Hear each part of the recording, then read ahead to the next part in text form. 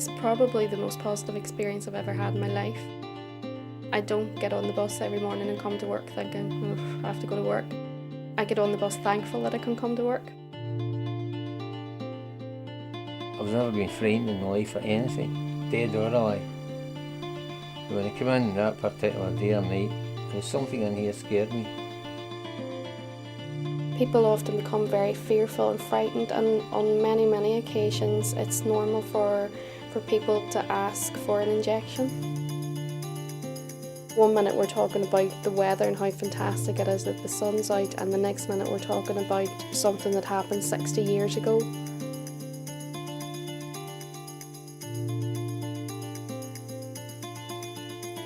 Although we face time restraints on a daily basis within our professional role, they're facing a time restriction in life.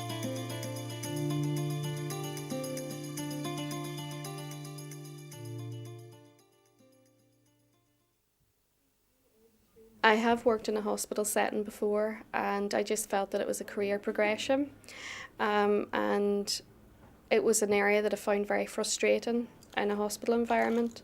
It wasn't so much helping people on their journey, it was just getting an empty bed. And that's why I chose the hospice, because that's what the ethos is to provide support, care and lots of TLC for people coming towards the end of their life. It might take a day, it might take 3 days, but I think most of them do eventually start to feel, they feel loved, they feel comfortable and they feel accepted, even with a terminal illness. Michael is what I would call an old-fashioned gentleman. He's absolutely such a pleasant man. He had quite a difficult time when he arrived here. He was in quite a lot of pain and distress. But within about a 24-36 hour period, we got on top of his pain. You know, you talk to Michael and you actually forget that this gentleman's terminally ill. I just came and I had to get radiotherapy for a week, so I got on this side first because that eye's shut. Then I got on this side and this kind of froze. So it wasn't a pretty sight, I don't think. It was like Quasimodo probably. And I say one day, my wife was lifting me. I says, give her a kiss, honey. And so I shut and this one's wide open, so it must have been quite frightening for her because we started laughing, you know. Michael has a primary prostate cancer. He also has bony metastases disease, which are widespread, and it's a secondary disease within his bones. He has also suffered from a spinal cord compression, which can be quite debilitating, and it basically has left him with no power in his lower limbs. I'm prepared to fight it rather than lie down, but it is a boxing match, of course. It's an invisible opponent. If you're getting a do and you obviously go back to the corner and you say, wait a minute, this guy's hitting you a few angles, I'll need to attack you somewhere else, that's it. But if it's painful, you don't want to talk to anybody, you just want to kind of cure you in. Like a wee bird in a nest, I'd say, and that's it, you know. We can cope with the physicals. The psychologicals very often as human beings is the bit that we don't know how to cope with. I do everything. And that, I mean everything, you know, so it can be a bit embarrassing, like. You never thought of, like say, going to the toilet, you never get a second thought, but if you go and you can't get up after he goes, you know, you're struggling, you're stuck, I say, well, that's just one thing. For a few days we could have everyone in really stable condition, very comfortable pain-wise, no sickness.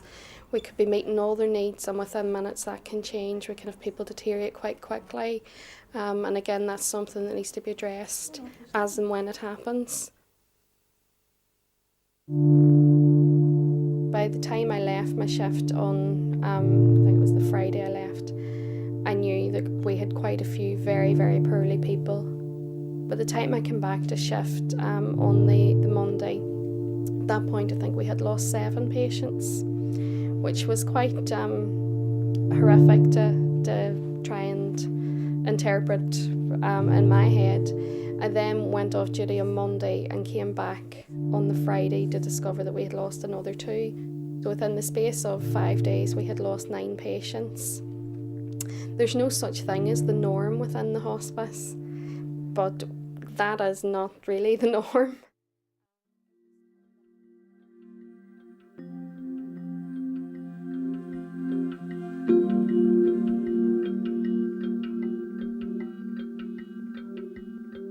The one thing that I always feel very reassured by is that I know that when those patients approach the end of their journey, they had the best possible care and attention that they could have possibly had anywhere in the world.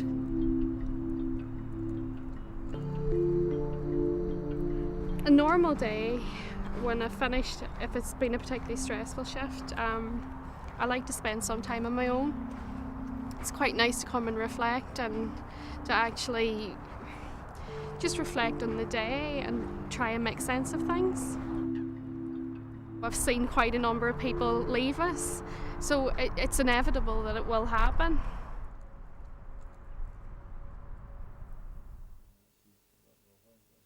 It's difficult to say where Michael's at. His condition could change very, very quickly.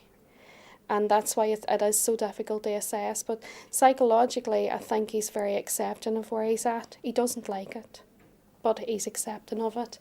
He knows he can't change it. So he's very much relieved to be here in St Margaret's, because in terms of his symptom control and things like that, as well as all of the psychological support both him and his family are getting. Feeling not bad today. It was bad this morning, really bad. So I says to one of the nurses, go and try and get my wife, I says, because I think I'm dying. I says, it doesn't frighten you. It's the people you're leaving behind, obviously.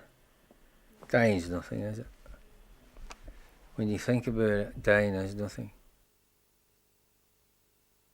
Well, my dad died at 65. I was going to say it was horrendous, but it wasn't. He was sitting next to me. I watched the snooker. I says to him, I'd been in Glasgow, I'd been in town, and I says, you're cold, Dad. I am a wee bit cold. I've maybe been for a wee whiskey and that, you know. And he made it, he says, I'll just take my glasses off, you know. So he took his glasses off. His head back. He's on his shirt and tie. I says, the next minute I heard this horrible noise. My dad had died.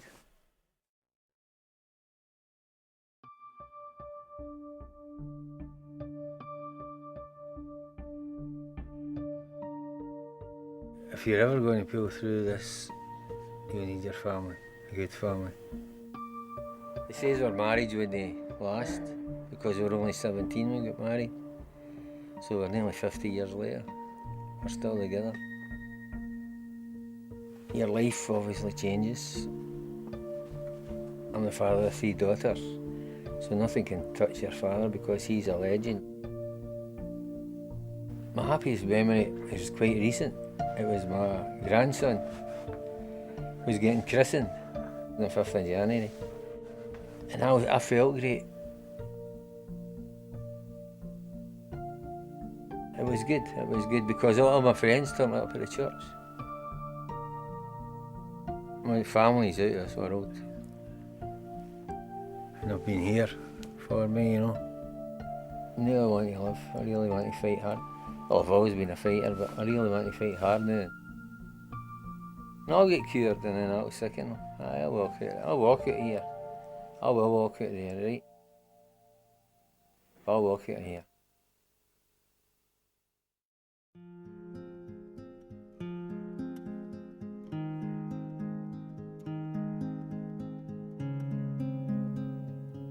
We become really intensely involved in our patient care, and it's really difficult sometimes at the end of a shift to accept that you have to hand the responsibility on to someone else to keep that level of care going. And it's not that you have any doubt in your colleagues, it's just difficult to let go.